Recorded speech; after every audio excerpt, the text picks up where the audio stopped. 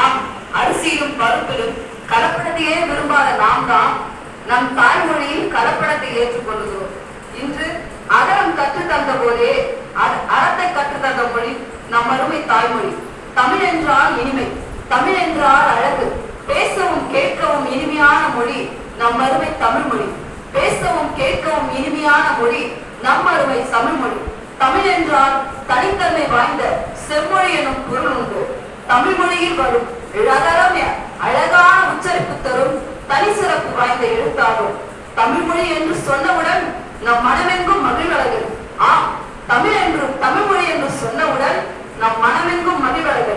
கல் தோன்றி மண் தோன்ற காலத்தே வானோடு முன் தோன்றி மூத்த குடி நம் தமிழ் குடி. 3000 ஆண்டுகளுக்கு முந்தைய இலக்கண உணர்வுகளை உடைய மிக பழைய குடியும் நம் தமிழ் குடிதான். வடக்கே வேங்கடம் முதல் தெற்கே குமரி வரை பறந்து விரிந்த நிலப்பரப்பு நம் தமிழர்களுடையதான். வடக்கே வேங்கடம் முதல் தெற்கே குமரி வரை பறந்து விரிந்த நிலப்பரப்பு நம் தமிழர்களுடையது. ஆதிச்சநல்லூர் அகழ்வாராய்ச்சியும் கீழடி அகழ்வாராய்ச்சியும் தமிழர்களின் ஆதி நாகரிகத்தை, பண்பட்ட மூத்த நாகரிகத்தை இன்றும் உலகத்து பறைசாற்றி கொண்டிருக்கிறது. ஒருவரோடு ஒருவர் தொடர்பு கொள்வதற்கு உதவி செய்யும் மொழி நம் தமிழ் மொழி. ஒருவரோடு ஒருவர் தொடர்பு கொள்வதற்கு உதவி செய்யும் மொழி நம் தமிழ் மொழி. அது நம் அடையாளம். மொழி பழமையான ஒரு இனத்தில் வாழும் அடையாளமாகவும் திகழ்கிறது. விலங்குகளிடமிருந்து மனிதர்களை வேறுபடுத்தி காட்டும் பேச்சு மொழியால் திகழ்கிறது. ஒரு இனத்தை அழிக்க வேண்டுமானால் அவ்வினம் பேசும் மொழியை அழித்தால் போதும். ஒரு இனத்தை அழிக்க வேண்டுமானால் அவ்வினத்தை பேசும் மொழியை அழித்தால் போதும். ஒரு இனத்தை வளர்க்க வேண்டுமானால் அவர்கள் பேசும் மொழியை காக்க வேண்டும். ஒரு இனத்தை வளர்க்க வேண்டுமானால் அவர்கள் பேசும் மொழியை காக்க வேண்டும். அதுபோன்றுதான் நாம் நம்முடைய தமிழ் மொழியை காக்க வேண்டும். நம்முடைய இனம் அழியக்கூடாது. நாம் நம்முடைய தமிழ் மொழியை காக்க வேண்டும். 7000 மொழிகள் இருந்தாலும் 3000 ஆண்டுகள் தொடங்கி நம்முடைய பழமையான மொழி தமிழ் மொழி. அதில் 7 மொழிகள் சிறந்த மொழி. அதிலும் உலகில் சிறந்த ஒரே ஒரு மொழி நம்முடைய தமிழ் மொழி. நம்முடைய தாய்மொழியாம் தமிழ் மொழி. தமிழ் மொழியை போற்றுவோம், தமிழ் மொழியை வளர்ப்போம். திருக்குறள் மூலம் தமிழர்களுக்கு அறநெறியும் மொழியுணர்வும் உருவாக்கலாம் என்று எண்ணி தமிழக சட்டப்பேரவையில் அனுதினமும் திருக்குறளை வாசித்து விட்டுதான் நம்முடைய தமிழக சட்டப்பேரவையை தொடங்குகிறது. இது எத்தனை பேருக்கு தெரியும் என்று எனக்கு தெரியாது.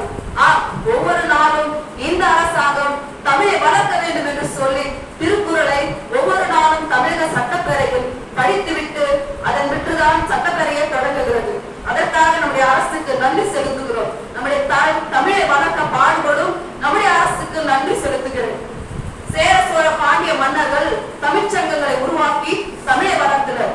சிங்கப்பூரிலும் மலேசியாவிலும் இலங்கையிலும் கனடாவிலும் புலம்பெயர்ந்த தமிழர்கள் நூற்றுக்கணக்கான தமிழ் பள்ளிகளை தொடங்கி தங்கள் தாய்மொழியான தமிழ் மொழியை தங்கள் பிள்ளைகளுக்கு கற்றுத் தருகின்றனர். தங்கள் தாய்மொழியின் தொடர்பு தங்கள் பிள்ளைகளுக்கு அறந்துவிடக் கூடாது என்பதற்காக அவர்கள் தமிழ்ச்சங்கங்களையும் தமிழ் அமைப்புகளையும் தொடங்கி தனி பாடத்திட்டங்களை வகுத்து செயல்படுத்தி வருகின்றனர். தமிழ் மொழி காக்க தங்கள் இன்னுயிர் தந்த மொழிப்போர் தியாகிகளால் நம் தாய்மொழி இன்னும் உயிரோடு இருக்கிறது. மொழிப்போர் தியாகிகளால் நம் தாய்மொழி இன்னும் உயிரோடு இருக்கிறது. அரிசியிலும் பருப்பிலும் கலப்படத்தை விரும்பாத நாம் தான் இன்று எப்படியோ கலப்பட்டை ஏற்றுக்கொள்கிறோம். இது மிகவும் வேதனையான ஒன்று. தாய்ப்பாலாக நம் தமிழ் மொழி இருக்க குட்டிப்பாலை நோக்கி தமிழ் குழந்தைகள் நகர வேண்டும். தமிழ் மொழியை நாங்கள் கற்க விரும்புகிறோம் என்று சீன மாணவர்களும் மலேசிய மாணவர்களும் விரும்பும் பொழுது நம்முடைய மாணவர்கள் ஏனோ குட்டிப்பாலை நோக்கியே போகிக் கொண்டிருக்கிறார்கள். தமிழே எங்கள் அடையாளம். அடையாளத்தை அழித்தல் நம்மையே அழிப்பது போன்றுதான். தமிழே எங்கள் அடையாளம். அடையாளத்தை அழித்தல் நம்மையே அழிப்பது போன்றுதான். உலகில் புதிய உருவாகும் துறைகள் குறித்த தமிழ்